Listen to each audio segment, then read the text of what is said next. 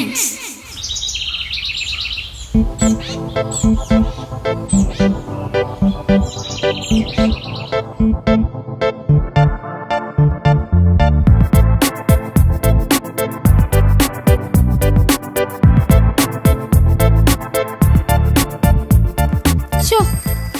എന്നാൽ ആ കഥ തീർന്നിട്ട് ഇറങ്ങിയാ മതിയായിരുന്നു. അപ്പൊ കഥ തീർന്നില്ലായിരുന്നോ? ബെസ്റ്റ്. ഓ, അതൊന്നും സാരമില്ലെന്നേ. തീർന്നിട്ട് ഇറങ്ങിയാൽ മതിയായിരുന്നു അല്ലേ? ശരിയാ, അത് മതിയായിരുന്നു. ദൈവം അവസാനം എല്ലാം നശിപ്പിക്കും. ദേ, അതാണ് കഥ. പക്ഷേ ഒരു പക്ഷേയുമില്ല. എല്ലാവരും ഒന്ന് വേഗം ചവിട്ടിക്കേ.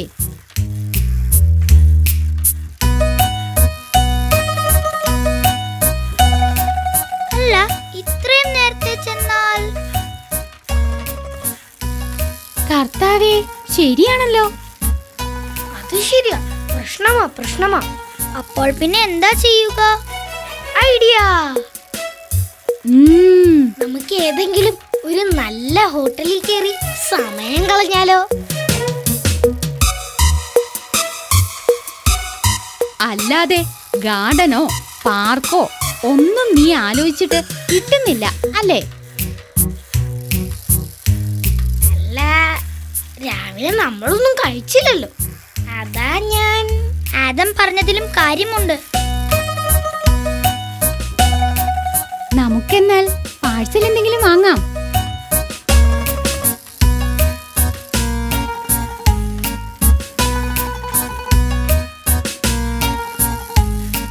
അങ്ങനെയാണെങ്കിൽ ജോസഫേട്ടന്റെ ഹോട്ടലിൽ നിന്നാകാം. എന്റെ പൊന്നും കുരിശ് മുത്തപ്പ, അങ്ങനെ അതിനൊരു തീരുമാനായി.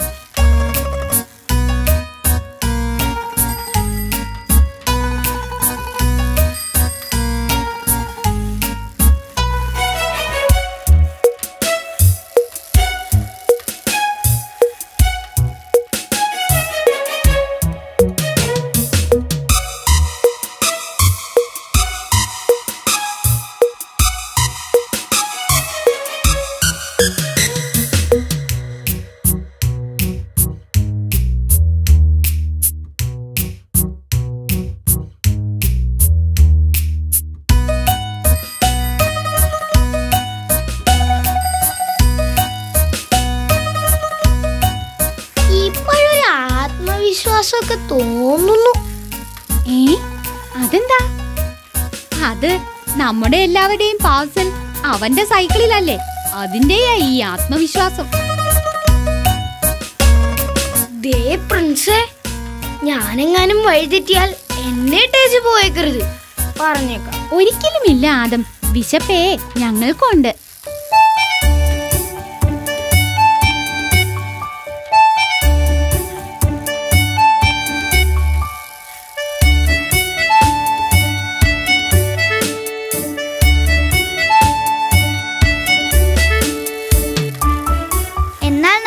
അവിടെ ഇരുന്ന് കഴിച്ചാലോ?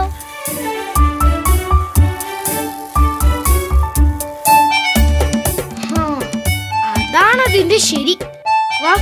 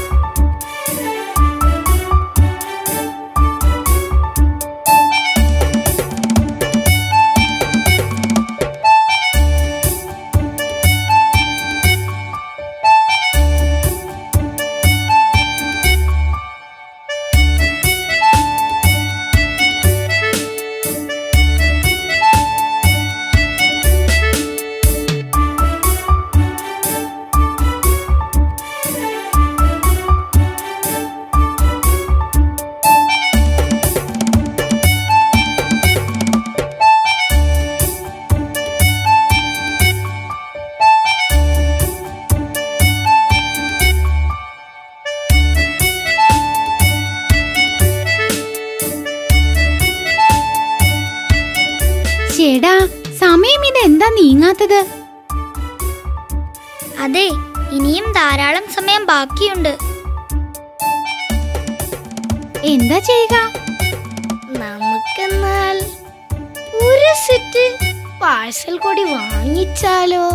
എന്റെ ആദം, അതൊന്ന് ദഹിച്ചോട്ടെ. എന്താ ഒരു ശബ്ദം? ദേ, റോമെക്സിന്റെ കസിൻ ജോർജ് വരുന്നു.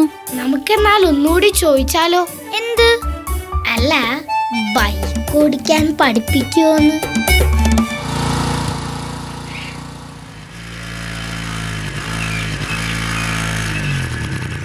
വേണ്ട ആദം, ജോർജ് അതിനുള്ള മറുപടി ഒരിക്കൽ പറഞ്ഞതല്ലേ, പിന്നെന്താ?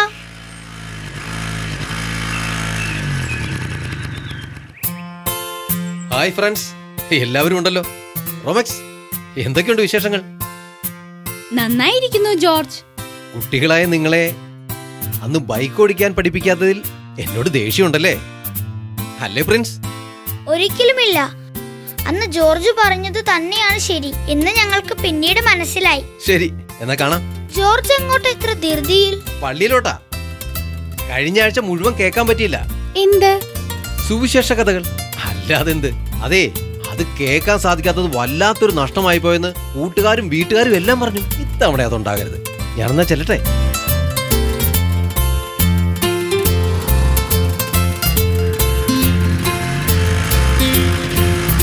കർത്താവേ, നമ്മൾ ചെയ്തത് ശരിയാണോ?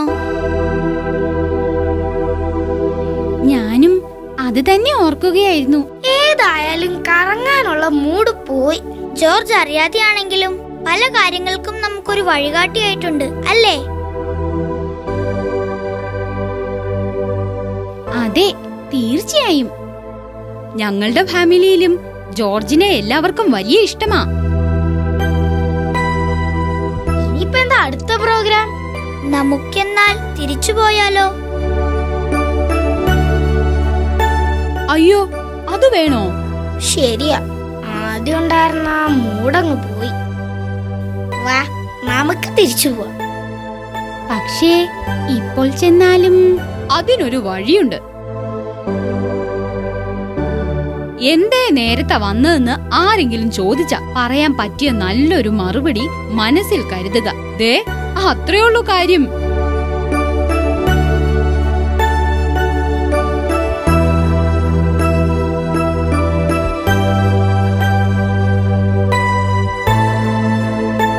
അല്ല, ഇതിപ്പോ എങ്ങോട്ടാ പോവാ?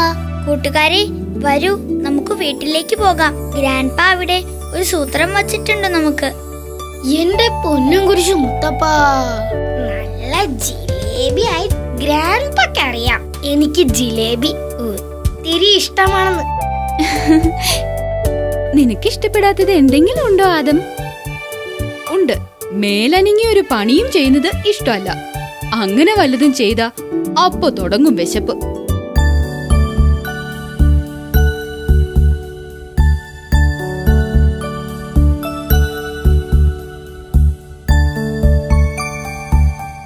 ഞാൻ വെറുതെ പറഞ്ഞതല്ല.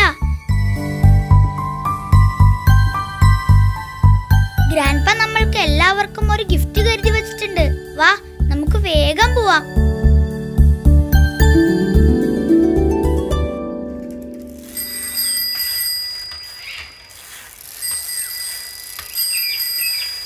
അപ്പൊ വെറുതെ അല്ല പ്രിൻസേ നീ പള്ളിയിൽ നിന്നിറങ്ങാൻ തിടുക്കം കൂട്ടിയത്.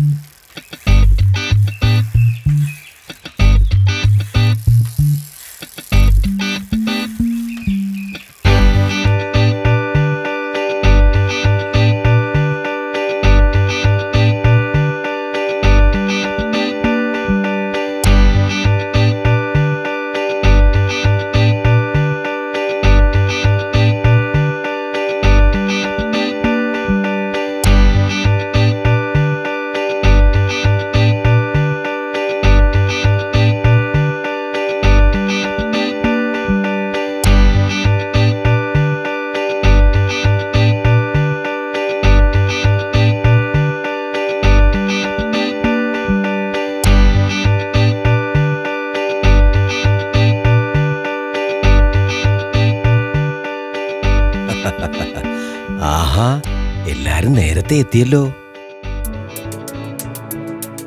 ഇനി 1 മണിക്കൂർ കൂടി നിങ്ങൾ പള്ളിയിൽ ഉണ്ടാകുമെന്നാ ഞാൻ പ്രതീക്ഷിച്ചത്. അതിന് പ്രിൻസ് സമ്മതിക്കണ്ടേ? എന്തൊരു തിരക്കായിരുന്നു.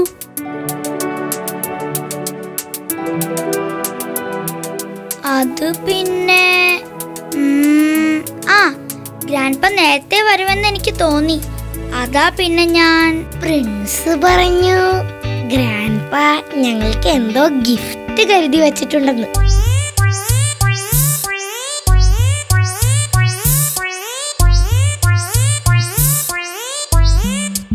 അത് കേട്ടപ്പോ മുതൽ ഞങ്ങൾ ഇവിടം എത്തുന്നത് വരെ ശ്വാസം പോലും വിട്ടിട്ടില്ല.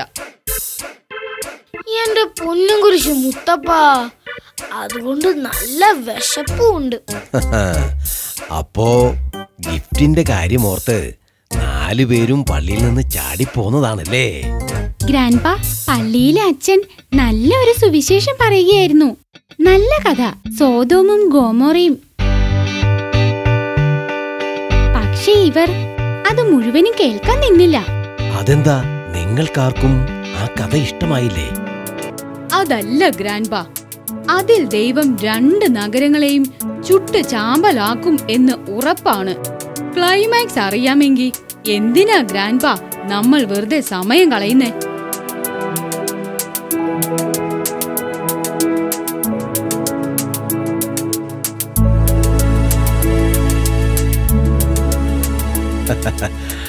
ആഹാ, അപ്പോ ഇതേ അഭിപ്രായം തന്നെയാണോ നിങ്ങൾക്കെല്ലാവർക്കും?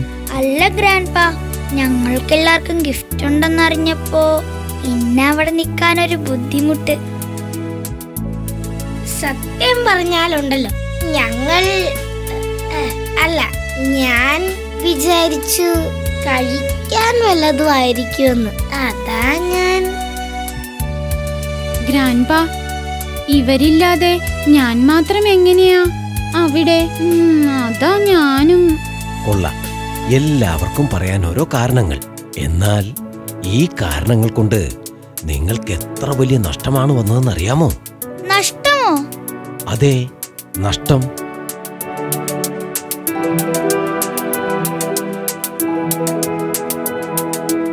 റോമക്സ് പറഞ്ഞില്ലേ അതിന്റെ ക്ലൈമാക്സ് അറിയാമെന്ന്. ഇങ്ങനെ ക്ലൈമാക്സ് മാത്രം അറിയുന്നവരാണ് കൂടുതലും. ശരിയായ പൊരുൾ അറിയുന്നവർ വളരെ കുറച്ചും. ബൈബിൾ നന്നായി മനസ്സിലാക്കാതെ അതിന്റെ പൊരുൾ ഒരിക്കലും മനസ്സിലാവില്ല.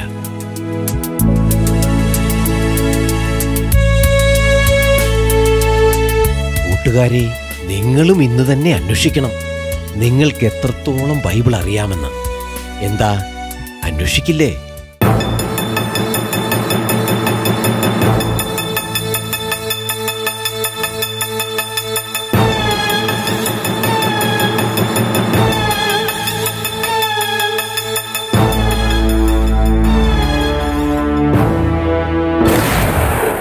ഇനി എങ്ങനെ അന്വേഷിക്കണം എന്നല്ലേ ചോദ്യം? നമുക്കറിയാവുന്ന ബൈബിൾ കഥകൾ മനസ്സിൽ ആവർത്തിച്ചതിന് ശേഷം അത് ബൈബിളിലെ എഴുത്തുമായി താരതമ്യം ചെയ്യണം.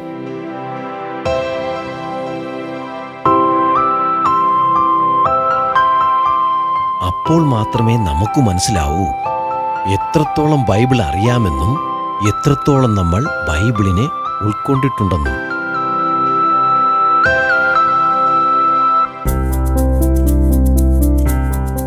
റോമാക്സ്, നീ പറയൂ, സോഡോം ആൻഡ് ഗോമേര എന്ന കഥയുടെ പൊരുളെന്താണ്?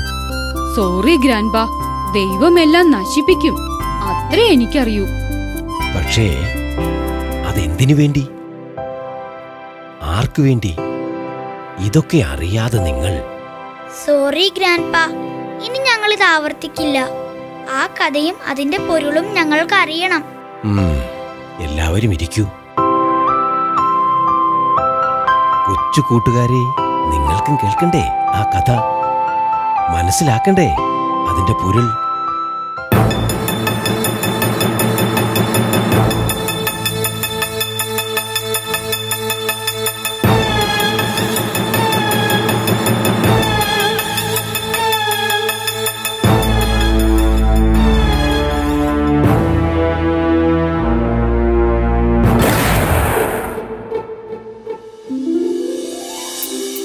അബ്രഹാമും സാറയും അവരുടെ കുട്ടികളോടൊത്ത് കനാൻ ദേശത്ത് ജീവിച്ചിരുന്ന കാലം.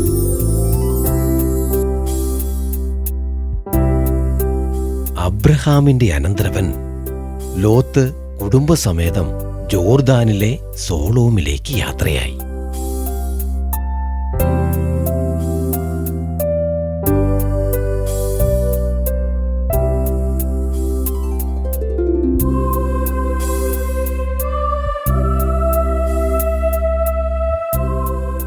സോളോമിലെയും അയൽരാജ്യമായ ഗൊമേരയിലെയും ജനങ്ങൾ കരുണയില്ലാത്തവരും തിന്മയുടെ പാതയിൽ സഞ്ചരിക്കുന്നവരുമായിരുന്നു.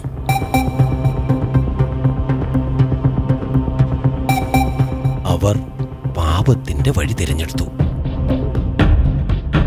ദൈവം അവരിൽ പ്രസന്നനായിരുന്നില്ല. ദൈവം 2 നഗരങ്ങളെയും നശിപ്പിച്ച് പുതിയ ഒരു സമാധാനത്തിന്റെയും കരുണയുടെയും നഗരം പടുത്തുയർത്താൻ തീരുമാനിച്ചു.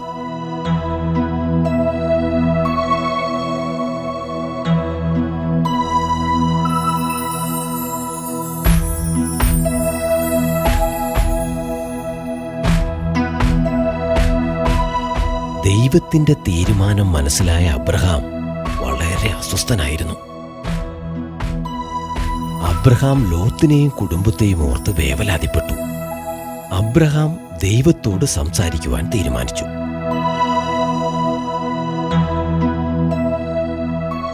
ദൈവത്തോട് കരഞ്ഞപേക്ഷിച്ചു.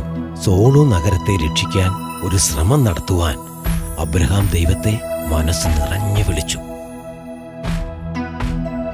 അബ്രഹാമിന്റെ വിളി കേട്ട ദൈവം അവന്റെ മുൻപിൽ വന്നു.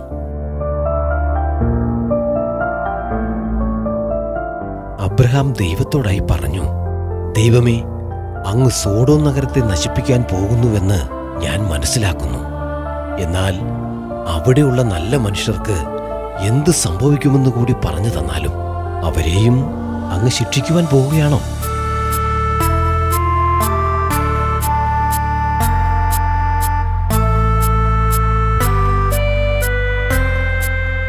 ദൈവം മറുപടി ഒന്നും പറഞ്ഞില്ല. അബ്രഹാം വീണ്ടും ചോദിച്ചു, കാരുണ്യവാനായ പിതാവേ, സോഡോമിൽ 50 നല്ല ആൾക്കാരുണ്ടെങ്കിൽ അങ്ങ് സോഡോമിനെ രക്ഷിക്കുമോ? ദൈവം അത് അംഗീകരിച്ചു. 50 നല്ല മനുഷ്യരുണ്ടെങ്കിൽ ഞാൻ സോഡോം നഗരത്തെ ഒന്നും ചെയ്യില്ല എന്നും പറഞ്ഞു. അബ്രഹാം വീണ്ടും ദൈവത്തോട് ചോദിച്ചു, പിതാവേ, സോഡോം നഗരത്തിൽ 10 നല്ല ആൾക്കാരുണ്ടെങ്കിൽ അങ്ങ് കരുണ കാണിക്കുമോ? അതും ദൈവം സമ്മതിച്ചു.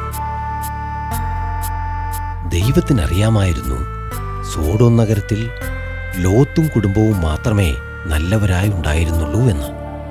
അബ്രഹാം എന്തിനിങ്ങനെ ചോദിക്കുന്നു എന്നും ദൈവം മനസ്സിലാക്കി. ലോത്തിനെയും കുടുംബത്തെയും അബ്രഹാം രക്ഷിക്കാൻ ശ്രമിക്കുകയാണെന്നും ദൈവത്തിന് ബോധ്യമുണ്ടായിരുന്നു. ദൈവം ലോത്തിനെയും കുടുംബത്തെയും രക്ഷിക്കാമെന്ന് അബ്രഹാമിനെ അറിയിച്ചു. പക്ഷേ അവർ ആ നഗരത്തെ ഒരിക്കലും തിരിഞ്ഞു നോക്കരുത്. അബ്രഹാമിന് സന്തോഷമായി. അബ്രഹാം ദൈവത്തിന് നന്ദി പറഞ്ഞു. ദൈവം തന്റെ ദൂതന്മാരെ ലോത്തിനെയും കുടുംബത്തെയും വിവരമറിയിക്കുവാനും രക്ഷിക്കുവാനുമായി സോഡോമിലേക്ക് അയച്ചു. ദൂതന്മാർ പറഞ്ഞതനുസരിച്ച് ലോത്തും കുടുംബവും സോഡോമിൽ നിന്നും രക്ഷപ്പെട്ടു. ദൂതന്മാർ പ്രത്യേകം പറഞ്ഞു, ഒരു കാരണവശാലും തിരിഞ്ഞു നോക്കരുതെന്ന്. ലോത്തും കുടുംബവും ദൂതന്മാർ പറഞ്ഞതനുസരിച്ച് സോഡോം നഗരം വിട്ടു. അവർ സോഡോം നഗരം വിട്ടയുടനെ അവിടെ സൾഫർ മഴയും അഗ്നിക്കാറ്റും വീശി സോഡോം നഗരം നശിപ്പിച്ചു.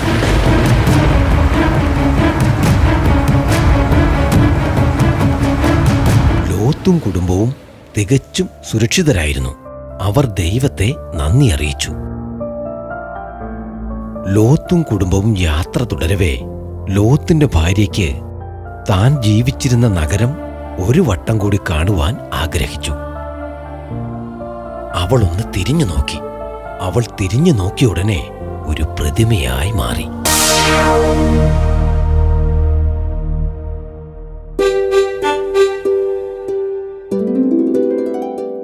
ഓ, ഇത്രയും നല്ലൊരു കഥയാണോ ഞങ്ങൾ നഷ്ടപ്പെടുത്തുവാൻ ശ്രമിച്ചത്?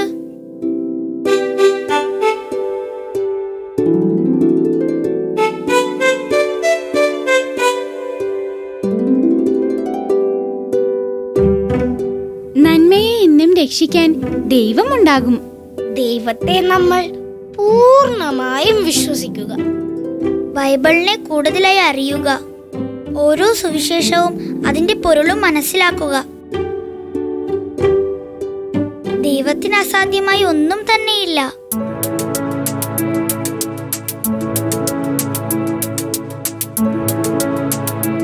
ഇനി അടുത്തു വരൂ കുട്ടികളെ.